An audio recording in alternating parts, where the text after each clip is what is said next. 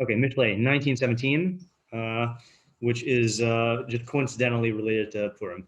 Okay, Malve Hashem Chonin Dal Ugumulo Yeshalim Lo. How do you translate this one? The wonder of Hashem is Chonin Yeah. Hadas. Bestow. Yeah, bestow's good. Bestow's good. Yeah, let's see. The lender of Hashem, you said. Yeah, bestow. But I think if you put it with dal, then bestow sounds kind of weird. What's a dal? before. The poor. So what would be a better word for chonin here? Sports. What do you mean when you say chonin hadas? Like, what's the implication of chonin as opposed to nosein, for example? Gives from his own. Gives from his own. That's interesting. Hey, So, how's it going? Here you go. We're just yeah. What do you call it? Chonin, I'd say, is gives graciously or gives generously. Hey, here you go. Thanks. Yeah, so gives, like we say chin v'chesed rachamim, kind of like synonymously, you know. So let's just say gives graciously or gives generously. Yeah. Before. Yeah, I think in English we would say to the poor, right? Yeah, yeah. I was wondering whether it be the lack of like a law. Yeah, yeah. I think that's I think everyone says that. Okay, ugumulo yeshalim lo. And This is a little tough one. Gumul is always hard to translate. Shar hagamul. Yeah, reward is usually good, right? So the gumul, the weird thing about the word gumul is it could be used for punishment and for reward. So like you get, for example, like, but in English you kind of have to commit. Like retribution is much more of a punishment-y word, and like recompense is like a more of a rewardy word. So you're doing this nice thing for the poor, you're gonna get retribution. well, I'll tell you, if you joke, but if you look at the Targum, which I'm not going to get into, he uses the word puranusa de tava, and puranus is like punishment. Yeah. I've never heard puranusa de tava, good retribution. It's just, I don't know, it's weird. I have no idea what the Targum is doing here anyway. So and his reward, Yishalim lo. Yeah, he will pay 10. Yeah. Oh, I missed the beginning, the first word. Yeah, Malve Hashem. Okay, so for some reason, I always get mixed up with Malve and Love, and I also get mixed up with the English words. So if I make a mistake, like correct me here.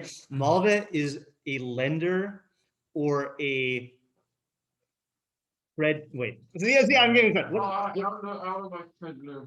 Creditor is like the most confusing term ever. Creditor is the one who is the guy who you owe money to. Right? Yes. Okay, right. So Malve Hashem, one who lends to Hashem, or What lender of Hashem? Lender of Hashem is one way to translate it. Okay, so Malve Hashem is how Isaac translated. Malve Hashem Chonin Dal is one who's gracious or gives graciously to the poor. If you look at Sad Yagaon, who I think you have, right? Hachonin es Hadal hu Malve Hashem, one who gives graciously to the poor. Malve Hashem, lends to Hashem. Okay, or is it lender of Hashem if you want to say that? But the I'll just read the 3 English translations here, which I think are standard. Our scroll says, "One who is gracious to the poor has lent to Hashem, and He will pay him his reward." Capital H, lowercase h, lowercase h. He, Hashem, will pay him, the guy, his reward, the guy's reward. Living Now says, "He who shows mercy to the poor," which I don't like that translation, even though Fain and Rachamim are often used interchangeably. "He who shows mercy to the poor makes a debtor of God," which is another confusing financial term. Debtor is the one who owes money. Okay, Yeah, so that's the corresponding term to creditor. Yeah, right. Yeah, and it's weird to say you put God in debt. yes, very weird. Yeah, and He will pay him his reward. Okay, and then Alter says, "Who pities the poor makes a loan to the Lord, and his reward He will pay back to him." So it seems like everyone is like not taking it as lender of Hashem, but a lender to Hashem, or a creditor, or he makes Hashem in debt. You know, so that's. You're gonna come up with like an example someone could do. Well, that's what we're gonna have to try to figure out. Right. Yeah. All right. So let's get the questions here. I don't think we can kind of ignore Thadigon, I think, and then if you just look at the Targum, I don't want to work on it, but just to marvel at the confusingness. Man debai dinazif le'elaka. Someone who wants to, nazif is like a bad, like a negative word. I think it means to like reject or offend his God. Misrachem al miskena will have mercy on the poor. Ufuranusita tapsa mashalamai, and good punishment he will give him. Don't know what's up with that. We're going to leave it aside. I just want to acknowledge the strangeness. Okay, but what are the questions and problems here? Yeah, what are the problems here? How do you loan to God? Yeah. How do you loan to God? And then what is that? I mean, what's the mushal? Yeah. I assume it's a mushal. Yeah. Also, I feel like we don't usually have negative mashalim about God. And it's not inherently negative, but it is putting God in a subordinate role to you. Like he owes you money. And we generally avoid any like implication of God owing anything to anyone, you know? So I'll just say, what do we make of the troubling implication of putting God into a subordinate role and him owing you money? Yeah, owing you. Yeah, fine. Yeah. Not a question, but just the way I remember Malva and Lova. Probably heard this in like 6th grade. Okay, good. Those tend to be good. Yeah, the Malva has the money. Like he starts with the money, the bank. Okay, starts with that. No, Yeah, he's yeah, the okay. money guy. Yeah, he's the money guy. Okay, good. That is a good way to remember it. Yeah. So Malve, I think the other thing that makes this puzzle confusing is Malve Hashem. You automatically assume that Hashem is the one who is the Malve, right? I think that there's something just slippery about this. Like, but that's good. That's a good amount of Yeah. Okay. What are the other questions and problems? Right. Yeah. Well, like the example, he's the one who's causing the loan. Mhm. Have the money, you don't want to be it. Right. Okay, that's good. It's more conceptual, but those tend to work more for me. Yeah. Yeah. This might be an obvious one, but what's the reward? Like, is that the payment? Okay, good. So what is the gumul? Is when you say the reward? Yeah. Yeah. So is it the payment or not? Now you could argue that this is an answer to a question that I'm about to give, but I think it's a basic translation thing, and Rabbeinu Yonah supports me. Don't read his parish yet, but Rabbeinu Yonah. So when I was preparing this with Ken, I was saying that like I've never heard the word gumul being used for like paying back a debt. You know, like gumul sounds like something else. So, and then Rabbeinu Yonah supported that. Now I don't know if anyone does say that all those English translations I read make it sound like Hashem is paying him back, but I think plain pshat is that gumul is some other reward, not just the payment back of the debt. You know, like if you borrow money from me and I pay you back, we wouldn't say like, oh, I'm being gomel money to you. Like, no, I'm paying back my, yeah. Like payment is the this world's reward. The reward is Okay, that's definitely approached in the meforshim tape. We'll put that on hold for 1 second. Let's just get all the questions first. Yeah. Okay. Well, what are the other questions and problems?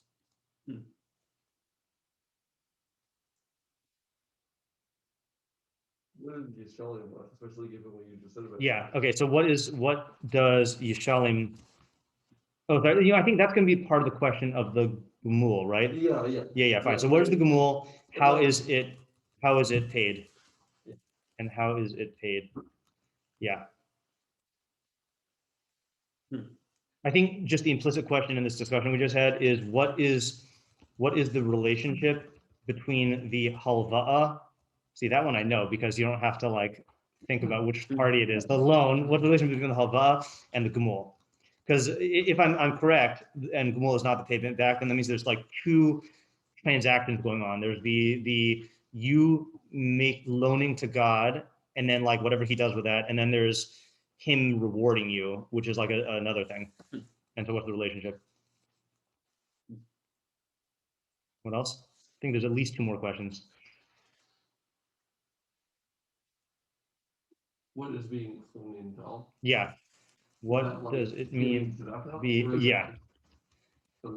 So I'd say that the question is going to be: is this just a like a synonym for tzedakah, or what would the other possibility, general, broad, universal, categorical possibility be? Emotional. No. What does dal mean? Sorry. Doll, okay, so that's the other question. Okay, so what is a doll, right? Right, what is doll? So doll, I mean, the translation is Yeah, how we translate it. translation is poor person, but the question is, so let me do both of them. So the chonim thing is either it's a synonym for tzedakah in general, or is it a specific type or way of giving? Meaning, for example, giving in excess, or giving with a certain disposition, or giving a certain, like, is it tzedakah generically, or is it tzedakah with a specific character? And then dal, the question is dal any poor person, or is it a specific type of poor person? Yeah, and this is again, this is going to be like, both questions are going to be generally like, the meforshim are just going to have different intuitions here. I mean, some meforshim are going to say like davka dal, and that has a certain like implication, and then some are going to say it's just a synonym for a poor person. Yeah. Side point. It's only when I say dal, I think of dal is the word for a certain type of Indian dish. So I always think of Indian dishes, and I also think of like, come on, baby doll, like, which both of them don't apply, and that messes up my intuition. Yeah. All right. So I think those are all the questions, or the major questions on the pasuk itself. Have a speculative step. No, sure. I actually have one more question. The other question, which is a question on every pasuk, but here I feel like it's a more pressing question, is what is the practical, I'm going to say not the practical implication, because clearly what's the practical implication? You should be chonim ladal. What's the practical need for this pasuk? Meaning, what or whom is this addressing? I know we usually have those as two separate questions, but I feel like here, like, yeah, obviously we know that you should give tzedakah or you should be chonim dal, but so what's, I guess this is also what's the fiddush. I mean, again, these are questions we say for all pasukim, but here I feel like it's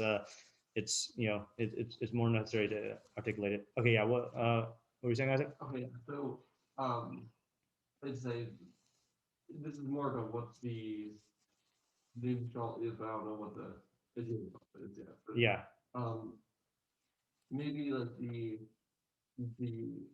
like Malvin Hashem and the Shalom Yeah. is like I think maybe the metaphor of a debt is communicating that it's not just like, you might get this, but a debt you're going to be paid back. Yeah. So debt has the guarantee, has the implication of guarantee, right? Guarantee payment. Yeah. Yeah. Like you wouldn't say like, if you get someone a present, then you have a debt to give you a present. Because like they Right. might give you a present back, they might not. Right. That's not you like a debt wouldn't be a good analogy. Yeah. Okay, good. So this is a good candidate for where the fiddush comes from. But the question is, what does that mean, right?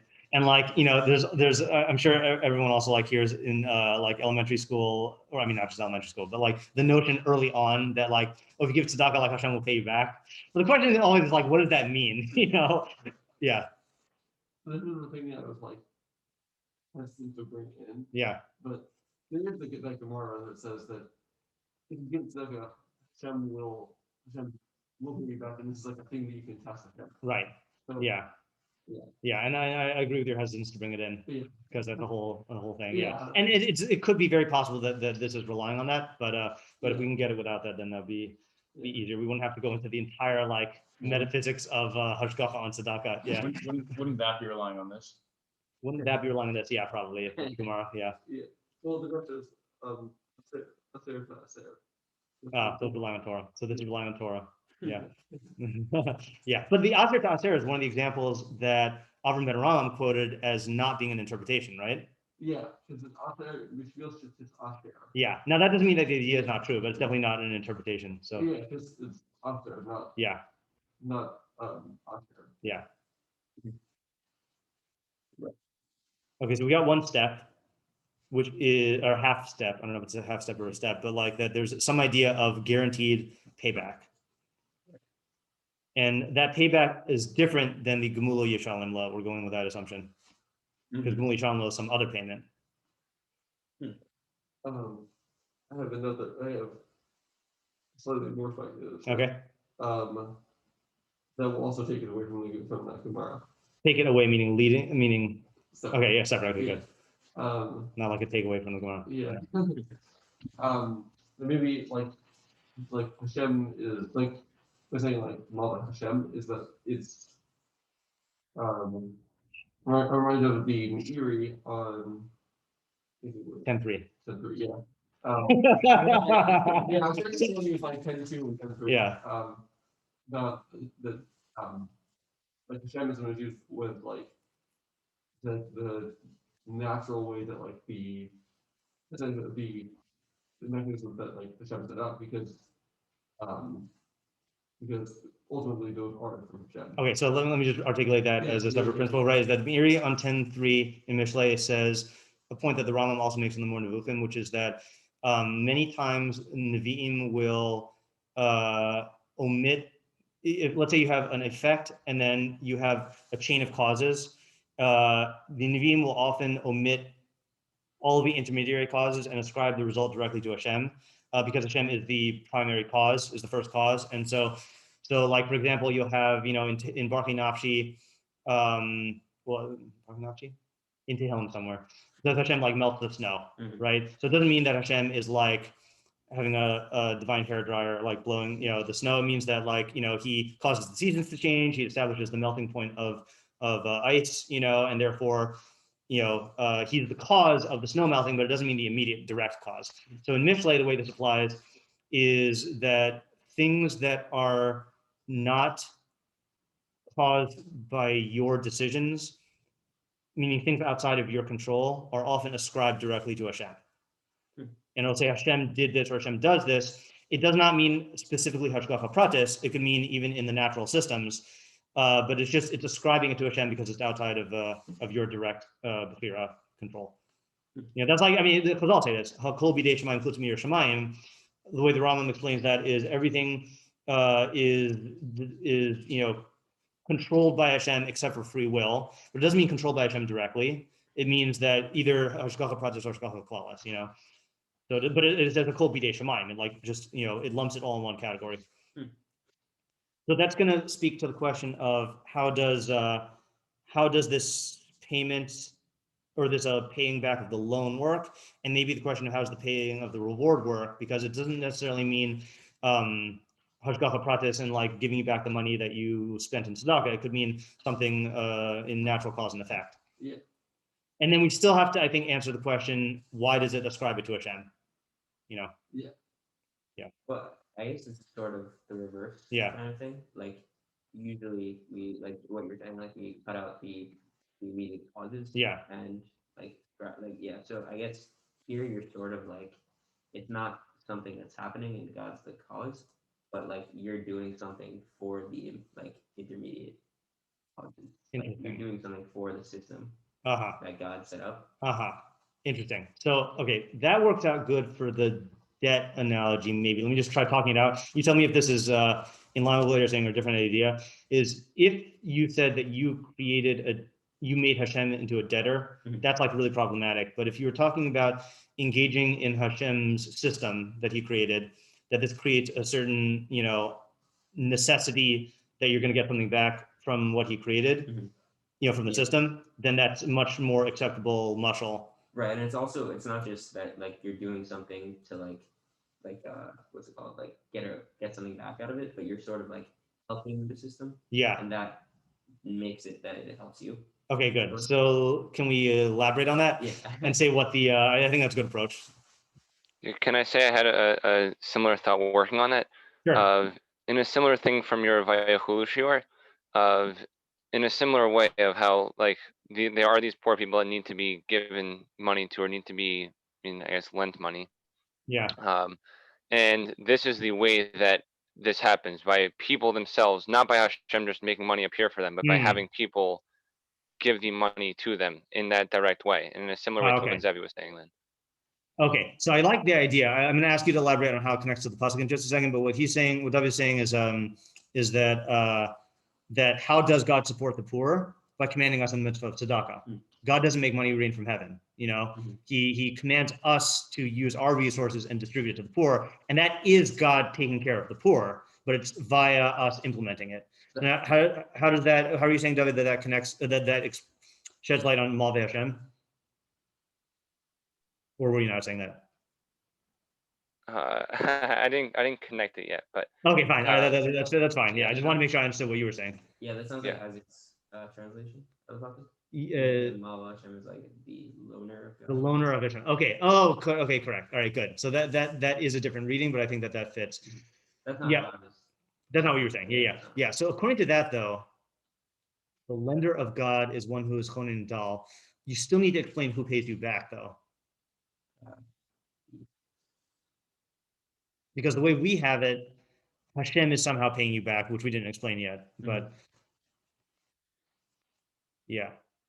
I'm going to take one more, just a step, I think, just because it might help us here. So I'm totally fine saying dal means a poor person, but do you remember, I don't know who the you is, in Tehillim when we did the first parak?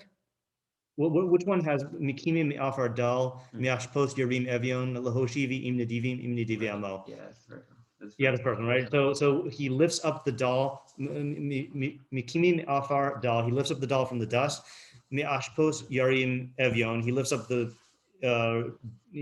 desperately poor person from the trash heap, Lahoshivi Im Nedivim Im Nedivi Amo, to establish him with the nobles of his people, right? So I think dal, I think what we said there is dal is someone who is poor, but the emphasis is kind of on his placement in the social hierarchy, meaning he's at the bottom of the social hierarchy and has no social clout or influence or whatever. So in our society, let's say if you have a guy supporting a family who lost his job, that's not a dal. That's a person who is poor, but he's in middle class or even in lower class, but he's struggling to make ends meet. Dal is a homeless person on the street, or what people would call a bum or a hobo, So I think that's I don't know if that's going to help, but if we do want to say something specific, I think that's and I think the word dal might literally mean weak. Let me look it up on the Al-Torah thing. I didn't look this up before. So we have two stews brewing here. We have your approach, and then we have the lender approach from the lifter team. Not that it's the same approach, but that it's in the same side. Okay, let me click on dal here and just see what.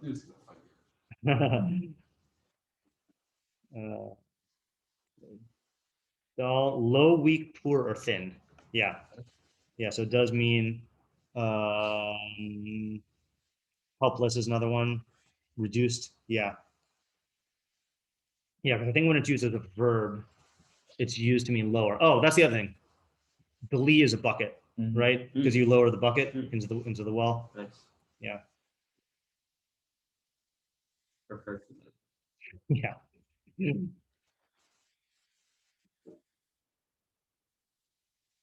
Dalai Lama, because why are you so low?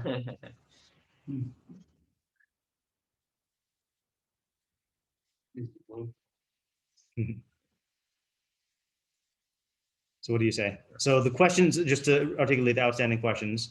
So we have, according to the approach that says that Hashem is the debtor, that's in the sense that in the system,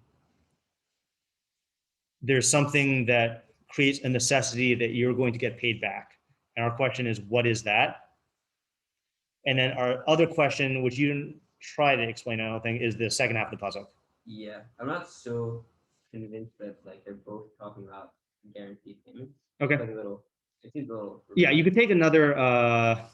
Oh, that's another question. That's another question, by the way. Is all mitzvot we have a guaranteed reward? So the question is, what makes this single out as something that you use the halva'a, and we don't use the halva'a analogy for other mitzvot. Right. We don't say you put on tefillin and that's making God into a debtor, because he has to pay, he has to reward you, Right. Okay, fine. And then according to the other approach, if you're going to say the lender of Hashem, then you're acting like as Hashem's agent to lend money. But then the question is, well, then still, who's paying you back, or who's the other party? Like the doll, is the doll paying you back? I don't think so. You know, yeah. Also, I don't know, it's kind of just weird about the whole thing to me is like when you give a loan and then you get paid back, you're only being made even. Like it's like Right. it- Oh, so it's like if you didn't do the whole thing, you'd be in the same position. right. So I think that's where the second half of the puzzle comes in. All right, meaning that the first half is assuring you that whatever you lost, you're going to recoup, and then in addition to that, you're going to get another reward. Right. That's Uh-huh. Yeah. Reward and payment. right. Cost. Yeah. Yeah. Mhm. Profit. Right. Interest. You can't charge interest from Jew. You can charge interest from Hashem. Right. Yeah. Are you saying something like Jewish? Yes. Like you were tell us, tell us. You're right.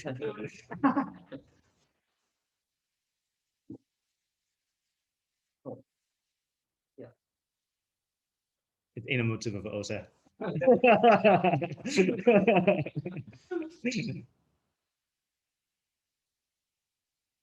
So you want to hear an approach, or you want to work on it some more? Yeah. Okay.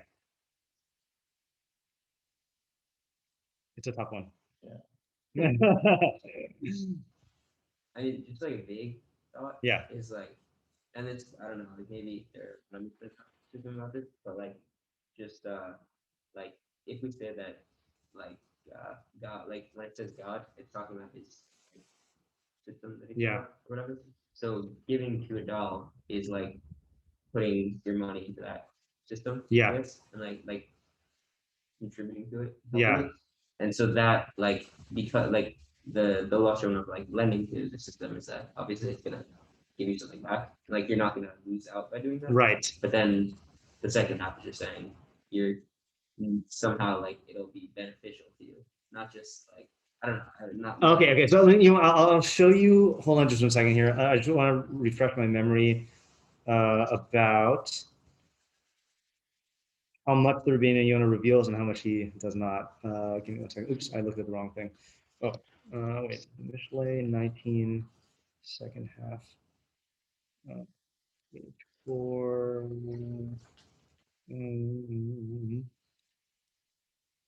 Okay, yeah, you know what? Let us look at the Rabbeinu Yonah, because it's kind of what Aaron said when we were listening to the questions, but he doesn't give a full idea, so there's still room for us to develop it. So Rabbeinu Yonah starts just on the bottom of the second, on the left column. Malveh Hashem Konin Dal Gumulo Yishalem Lo Ki Yishalem. Next page. Skaro ba'olam hazeh. He will pay him his payment in this world. V'yifra lo halva'aso, and he'll pay back his loan. Mashal lo lovesh hu mashal lo malveh. It's a mashal for the borrower who pays back the creditor. So he doesn't explain what that means. Okay, all he says is in olam hazeh. Okay, which is consistent with what you were saying because it's talking about in this world. Okay, ugumulo yishalem lo.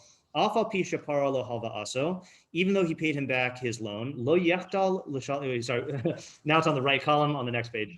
Yeah.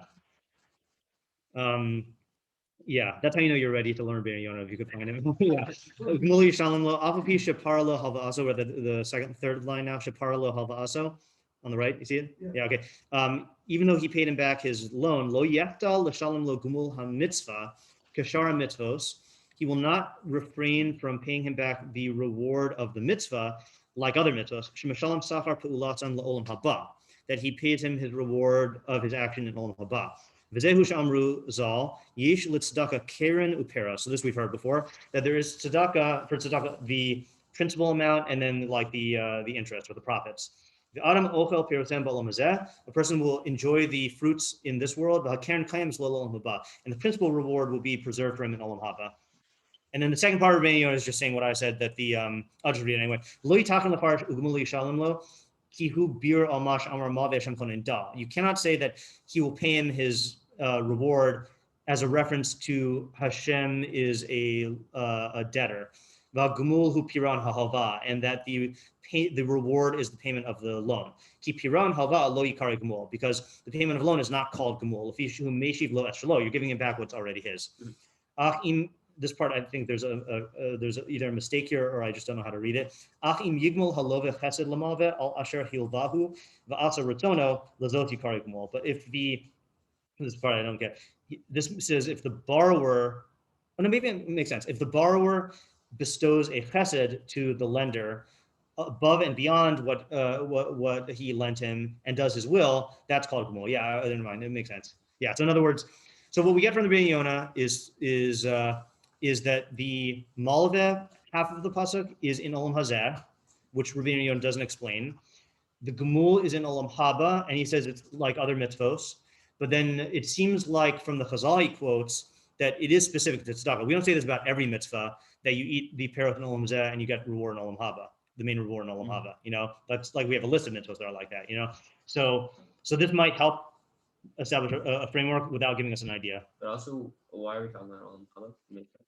Rabbeinu Yonah is fine talking about olam haba and Mishlei, and so is Bog. Are we? So my honest answer, I'm fine talking about olam haba in a Mishleic way, insofar as it pertains to decision making. Just like I'm fine talking about hashgacha pratis in Mishlei as long as it's in a everyday decision making framework. But not, for example, like Bog will talk about olam haba in a purely Mishlei in a purely metaphysical sense about like you know how you get reward in olam haba and like what the nature of the eternity of the soul is. Like that, I'm not really keen on. So now the question is brought into sharper focus: is what is the exact what's the reward in olam hazeh, and like what's the reward in olam haba? And we don't have to be married to this shot. I just think it is it gives you an out like a route to differentiate between the two halves. Yeah.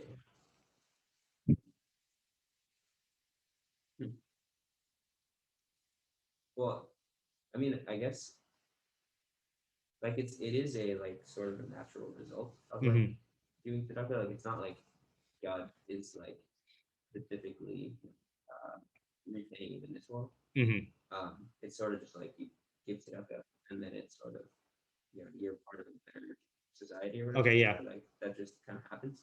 Yeah. So the assumption is, or the argument, I guess, is that because that's the case, like then you don't need reward in olam haba because you already got your reward here. Okay. But then there's still because you would think because it's almost like a selfish thing that you're doing. You're benefiting the system so that you can have better things for yourself. So that doesn't perfect you at all. Like that's just a selfish thing to do. But I guess it's like the second half is saying no, like you are like even though like it does benefit you, you're still like I don't know exactly like it's benefiting you through like helping the other people. So for some reason, so I guess that's not selfish. Oh, okay. So I want to now share the idea that Ken and I came up with because it is again, it's either a development of what you're saying or it's just very close, which would help us to define what you're saying. So the idea that Ken and I came up with is like this is, and it's not, I'd say it's like 85% worked out. Okay. We haven't figured out everything yet. So we're taking it slightly different than Rabbeinu Yonah. And what we're saying is the first half of the pasuk is addressing the person who is reluctant to give money. And the second half is saying what the benefit is. Okay. So the person, why would you be reluctant to give money to a doll specifically, and not let's say to your neighbor who's struggling? Because they're going to go use it for something that's not good. Yeah, like basically, it's like you're throwing money away. Like this guy might just buy, spend it on beer. He's not going anywhere in society. Like you give money to your neighbor or to someone in your community or whatever, or like you support the poor in your community. That has a clear return in olam hazeh, which is that you're helping people. Maybe they'll help you out. You're making yours. But like you go to a guy on the street, you give him money. You're never going to see this guy again. He's a doll. He has no influence in society. You're probably not going to bring him out of his state of abject poverty. So it's like you're throwing money away, So what the pasuk is saying is, number one, no. Number one, treat it like a halva'a with a guaranteed payback. Now, what's the guaranteed payback? The guaranteed payback is like this, and this is the chiddush of the pasuk, is when you are refraining from giving to this guy because of those reasons, you're really treating it, the act of tzedakah, as like a means to an end. Like I'm giving this guy money so he can get back on his feet, so he can like help, like get back and like be a productive member of society. That's not the right framework. Why should you give tzedakah to this person? Because he's a Tzelem Elokim. Because he is a human being, and there is an intrinsic, and I'm not, without going into the metaphysical underpinnings of this, I mean, it seems like a premise from the Torah that a Tzelem Elokim has intrinsic worth. That's the reason given. I mean, I think the clearest statement of this in Torah, anyone want to guess? That Tzelem Elokim has intrinsic worth. Oh, Noah. Yeah. Can't kill him. Yeah, that's the reason given why you can't kill another human being, because he was created B'Tselem Elokim. End of story. Not because he is going to like do stuff or like go on. It's just he is a B'Tselem Elokim, and like, fine, maybe this guy right now is not actualizing this B'Tselem Elokim, but that's not your calculus to make. In other words, it's not a purely utilitarian framework of tzedakah where you're trying to rehabilitate society. That is a benefit of tzedakah, but that's not this benefit of tzedakah. And here's the crazy thing. So what the reward is, by you parting with your money to give tzedakah to support a fellow Tzelem Elokim, that is a perfection. In other words, that perfects you in terms of recognizing your commonality with all Tzelem Elokims. That perfects you in terms of recognizing what the value of money is, that your use of money is not something that you just invest in your society and make it more productive. Your money is to help out and to help out those Tzelem Elokims who are struggling, who don't have it. And the fact that like this guy might like just spend it on beer and then die the next day, that's like fine. So he lives another extra day. So and that is of intrinsic value, and if you want to see that in sharp contrast, look at the societies or the practices in various societies that don't recognize the intrinsic value of life. That's what really leads to, oh, this is an old person, we'll just like let them die, or like this person's crippled, let's let them die. This person has some sort of like disease. They're like, once you start messing with the inherent value of life, then you start to regard other human beings from a purely utilitarian, pragmatic sense, and that's not an accurate view of what a human being is. So the interesting thing ends up being, you are giving. So let me walk you through the pasuk now. So this guy doesn't want to give to the doll because I'm just flushing money down the toilet. So the pasuk brings him in by saying, no, it's like a halva. You will get a guaranteed payment back. And what is that payment back? It's the fact that you are investing this money in an accurate idea and an accurate reinforcement of the value system of why we give tzedakah in general, of valuing each Tzelem Elokim as good in and of itself. And that reward is a really, really good investment, in the sense that like, that's going to affect the way that you relate to yourself and to your fellow human being. It's going to extend beyond these cases of tzedakah. It's going to extend to all other cases of tzedakah. It's going to extend to the way you interact with people in general, what you use your money for, And so I'll just tell you the one thing that is, I don't know if this needs work or if it's just creative, is I still agree with Rabbeinu Yonah's observation that the gemul is not the payment back of the loan, but functionally the way we're reading the pasuk is, it's like, it is functioning that way, in the sense that the guy is thinking about it in purely like, am I going to get my money back terms, and then that's the havamina, and then the pasuk is uprooting that and saying, you're going to get rewarded a real gemul, like forget about the payment back of the halva. Yeah, what were you going to ask or say? Just the fact that I feel like the money, it's very possible that it's still not going to go to a good thing. And therefore, right. How do we know that he could be better off without that money? Right. So I think that's something that is like there's a bunch of nitty gritty questions of like how to make the decision whether or how. Let me think over 1 second. Like, it reminds me of the question of like, maybe your money would go to a better place. Like maybe you should support like fine, maybe this guy like needs the money, but like, who's to say that you should spend that money on this guy? Maybe you should spend the money on like helping orphans or something, So like, there are a bunch of other questions in the particulars of the act of tzedakah, which the pasuk is not dealing with. It's just dealing with that rationalization of I don't want to give to this guy because it's throwing money away. Right. And like, yeah, if the guy is like going to like just turn around and buy heroin and shoot up, then yeah, maybe you shouldn't give it, you know. But I think it's addressing the underlying philosophy behind that type of rejection of giving money, not the particulars. Like there might be exceptions in real life. And it's referring to any Adam, right? It's referring to any Adam, yeah. And I think even in Rabbeinu Yonah, he makes it clear. Oh, actually, Rabbeinu Yonah kind of hedges because Rabbeinu Yonah, in Rabbeinu Yonah, he distinguishes between tzedakah as a phenomenon and tzedakah as a mitzvah. Because he's saying the phenomenon of tzedakah, then you get paid in Olam Hazeh, and then beyond that, you get a reward for the mitzvah, which sounds like it's talking to any Adam. But yeah, I would say this is talking about any Adam. Yeah. So let's think about this. I want to come back to it tomorrow and also see if there's any other meforshim that give additional interpretations, because Ken and I only looked at Rabbeinu Yonah.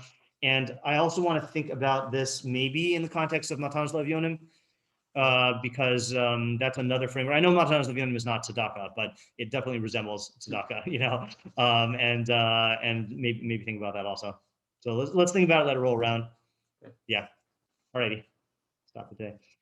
Didn't we get up to a point where you did? Yeah. Didn't we get up